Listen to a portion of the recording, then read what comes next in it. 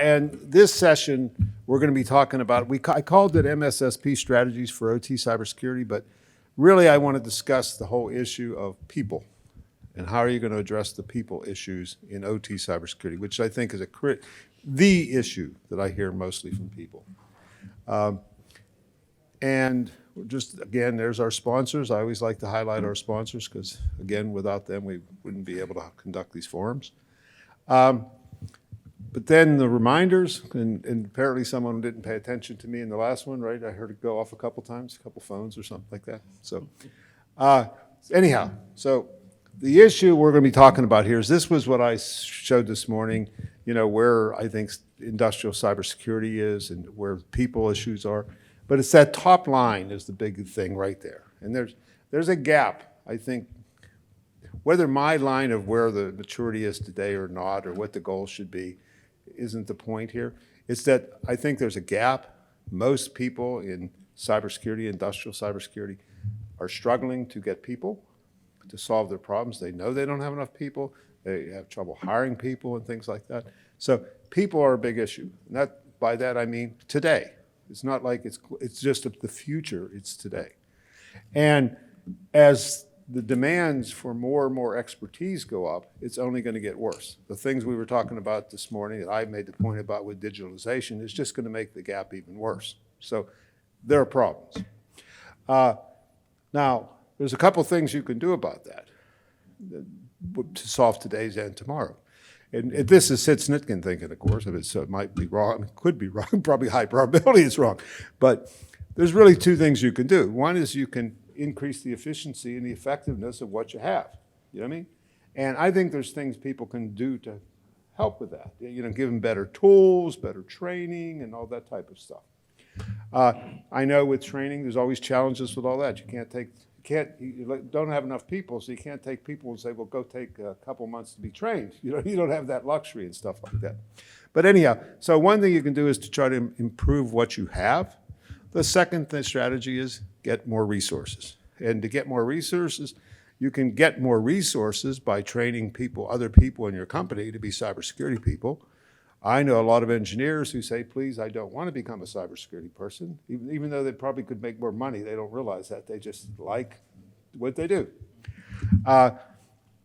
Or a lot of companies that I talk with are trying to take more advantage of their internal IT resources. I mean, they usually have more IT resources, I'll say. I'm sure the IT people will say they don't have enough.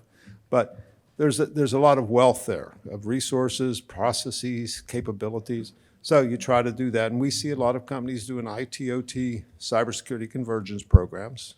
We've been talking about that for several years. But in the end, if that doesn't work, you end up, another choice is to use third-party resources. And we see a lot of companies doing that. And when I say MSSPs, I'm throwing in that whole pot. That's the topic I'm trying to focus on. And it doesn't matter where you get them from. It might be from a vendor. It might be from a separate cybersecurity service provider kind of company.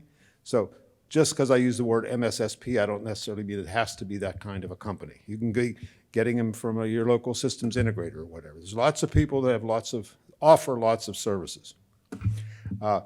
Now, when I say services, the kind of services that I see people outsourcing, I'll use that term outsourcing, maybe that's a better term, you know, is things like assessment type of, all kinds of assessments, whether it's initial assessments or audits, NERC assessments, things like that. A big part of cybersecurity is doing assessments and audits. And when I say assessments, let's throw audits in that pot. Then, whenever they do find problems, you need somebody to design and implement what kind of security you need. Like particularly when you do your first assessment, they'll come back with some recommendations and say, you need to do this, this, and that. Okay, where do I get somebody to do that? So that's the design and implementation services. And then the last part is what I normally call managed security services. But again, this is very broad. It can be everything from someone having an incident response kind of a contract with someone. So if something does go wrong, you can go to them and get support. It might be external monitoring of your systems, but it also includes things like monitoring vulnerabilities, executing patches. There's lots of other kinds of services that you can provide. So I throw all of those into the category as well of the kind of services you might be looking for outsourced. that, like, I would assume it's kind of expensive to just bring in a third party to take care of patching your systems, particularly when your opportunities to patch aren't that often, and when they happen all of a sudden, right? So that means you have to pay a lot of money to have somebody on staff. But certainly they can do that. And it would offload some of the things that internal resources have to do. So anyhow, so that's what we want to talk about here. And the kinds of issues I think that companies need to be thinking about, everybody needs to think about when they go to outsources, is first of all, what kind of a company are you going to use? You can go in the market, you'll see here all the major automation companies in the world are sponsors of ARC, have been for years. And they all offer cybersecurity services for their systems. And one might argue and say that's the best choice because they really know their products. The problem is most companies have products from many different vendors. So how do they get them to take care of that? So you have that kind of an issue. And I think they also may have a lot of expertise on their own products, but not necessarily cybersecurity in general. So there's those kind of considerations.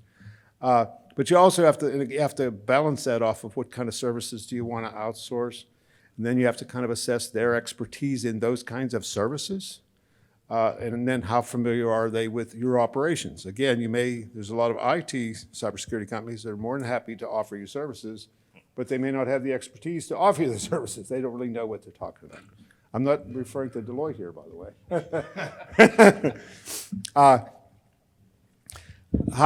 Another question is, okay, once you decide what kind of company you might want, how do you select that company? How do you balance those criteria of IT cybersecurity or cybersecurity expertise versus OT expertise?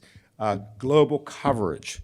Are they able to support all of your operations? That type of kind of questions. Then you have the questions of how are you going to manage these relationships? How are you going to measure and monitor performance of a service provider like that? There's lots of ways, and it's one reason on our panel I asked John to participate because he's with a company like that and he can kind of comment on those kinds of issues.